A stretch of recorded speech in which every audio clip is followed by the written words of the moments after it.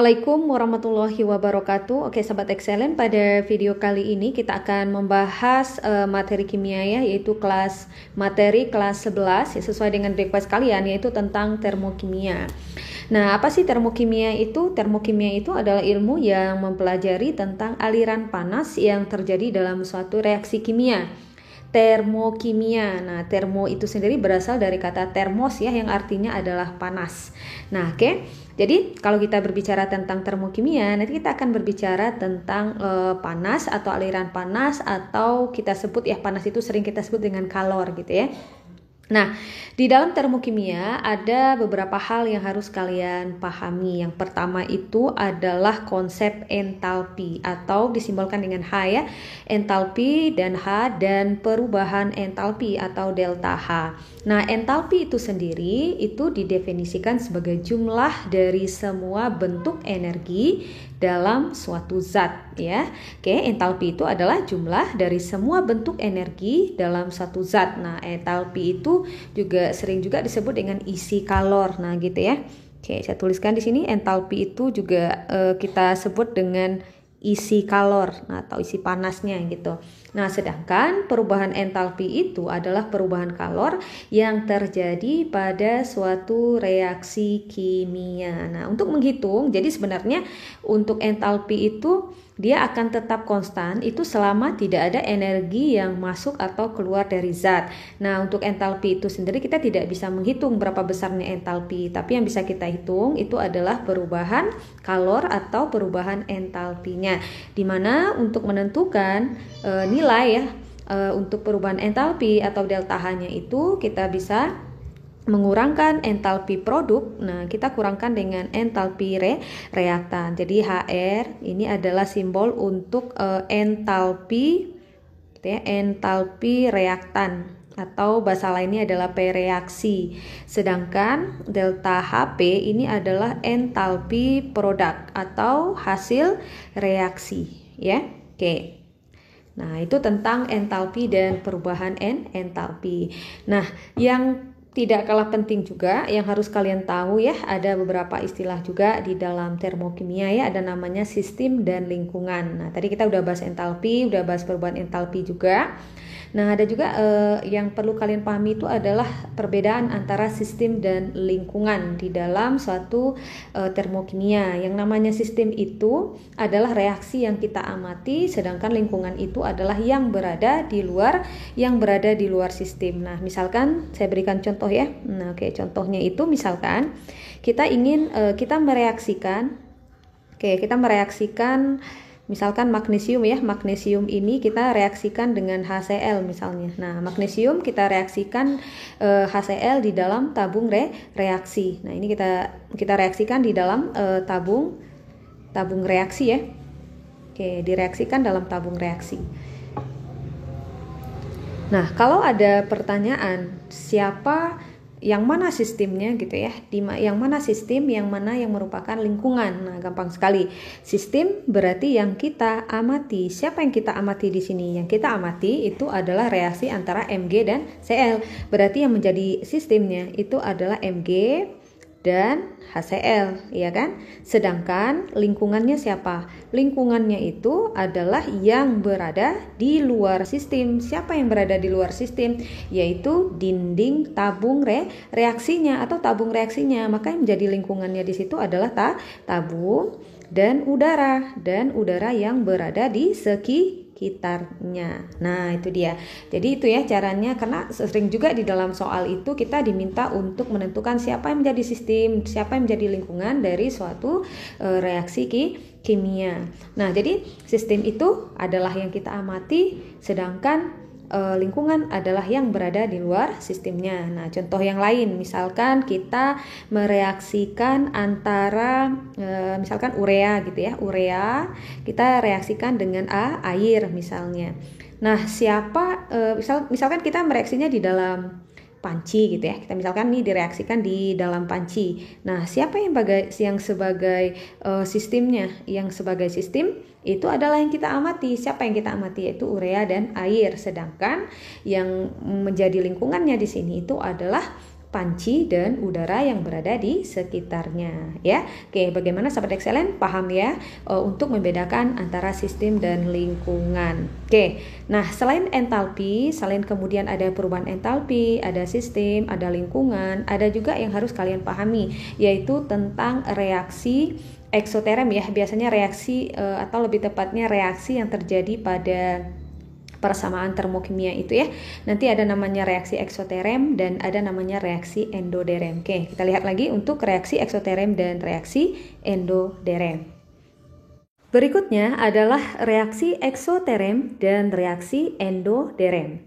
Apa sih reaksi eksoterm itu? Reaksi eksoterm itu adalah reaksi yang melepaskan kalor dari sistem ke lingkungan. Nah, tadi kita sudah bahas ya, sistem itu siapa dan lingkungan itu siapa gitu ya. Jadi, reaksi eksoterm, reaksi yang melepaskan kalor atau melepaskan panas dari sistem ke lingkungan.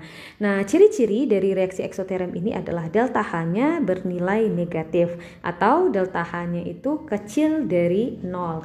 Kalau kita gambarkan dalam diagram tingkat energi, nah kira-kira bentuk diagram tingkat energinya seperti ini ya. Kalian perhatikan tanda panahnya, ini ada R itu adalah simbol untuk reaktan ya.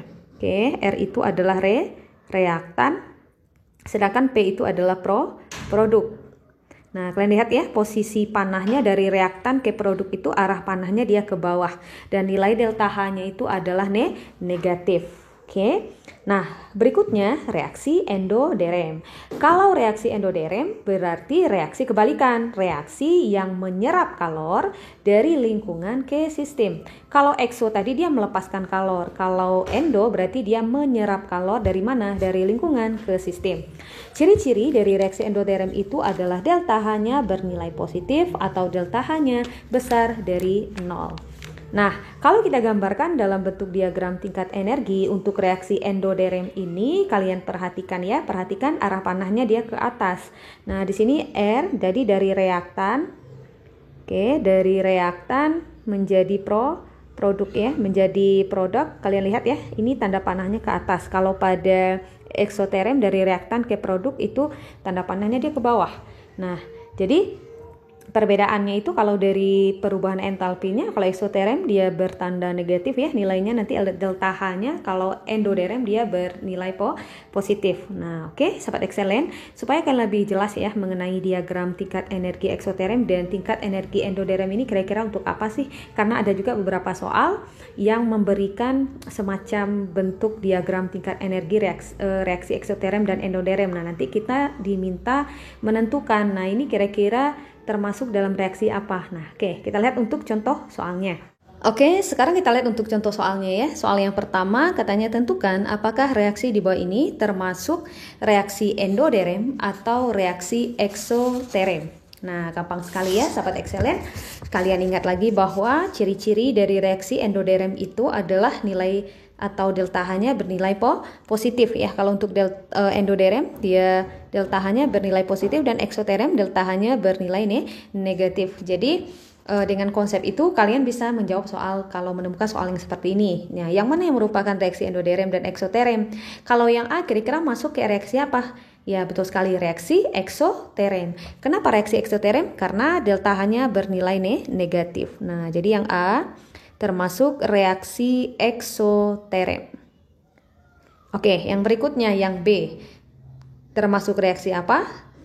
Endoderm. Kenapa? Karena delta H-nya bernilai positif 239 kJ. Ya, jadi ini adalah reaksi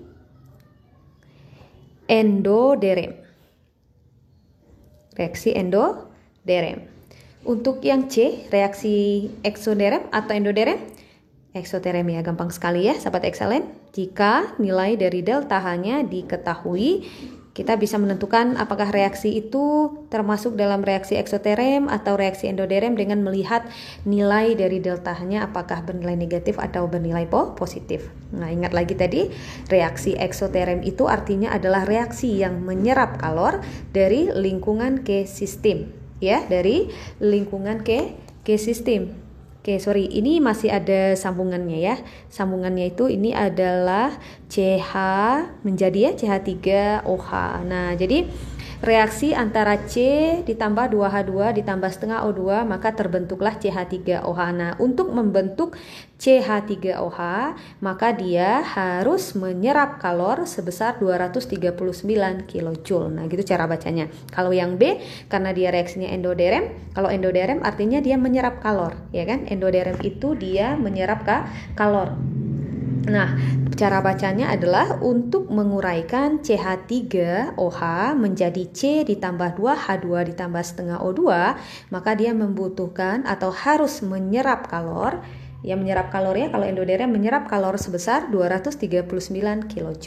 Nah, kalau untuk yang C, ini adalah reaksi pembentukan ya. Kalau yang B itu namanya adalah reaksi penguraian. Nah, nanti pada video yang berikutnya, maksudnya pada next video, kita akan bahas kembali apa itu reaksi pembentukan, reaksi penguraian, nanti ada juga reaksi pembakaran juga. Nah, kalau untuk yang C ini, cara membacanya itu adalah 2C ditambahkan dengan 4H2 ditambah O2 membentuk 2CH3OH. Nah, untuk membentuk 2CH3OH ini dibutuhkan gitu ya, karena eksoterem tadi kan dia melepaskan ya, berarti harus melepaskan kalor sebesar 478 kJ. Nah, sangat gampang sekali ya sahabat excellent. Oke, sekarang kita lihat untuk soal yang kedua. Nah, ini soal ini mungkin kalian akan sering temukan ya di beberapa bentuk soal yang berhubungan dengan reaksi eksoterem dan reaksi endoterem.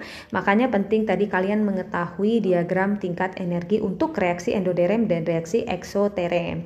Nah, sekarang kalian perhatikan, kira-kira nomor 2 ini katanya berdasarkan diagram di atas, kira-kira dia termasuk dalam reaksi apa? C2H2 ini kan produknya ya, hasil dari siapa ya? Hasil dari 2C yang ditambahkan dengan H2. Maka 2C ditambah H2 ini kita sebut sebagai reaktan atau pereaksinya, sedangkan produk itu adalah hasil reaksinya. Kalian lihat arah panahnya itu dia ke atas. Kalau arah panahnya ke atas, kita sudah tahu ini adalah reaksi endoderem ya. Dari reaktan ke produk, berarti panahnya ke atas. Kalau dia eksoterem itu dari reaktan ke produk, arah panahnya dia ke bawah. Nah, maka reaksi ini termasuk reaksi apa? Reaksi endoderem. Nah, gampang sekali ya sahabat excellent, walaupun di sini delta H-nya tidak disebutkan. Kita juga bisa melihat dari diagram tersebut, lihat saja arah panahnya apakah ke atas atau dia ke bawah. Oke, bagaimana sahabat excellent? Sangat gampang sekali ya untuk membedakan antara reaksi eksoterem dan reaksi endoderem. Oke, next video kita akan bahas kembali tentang termokimia ya, bagaimana cara menghitung besarnya delta H. Oke, sahabat excellent, semoga bermanfaat. Assalamualaikum warahmatullahi wabarakatuh.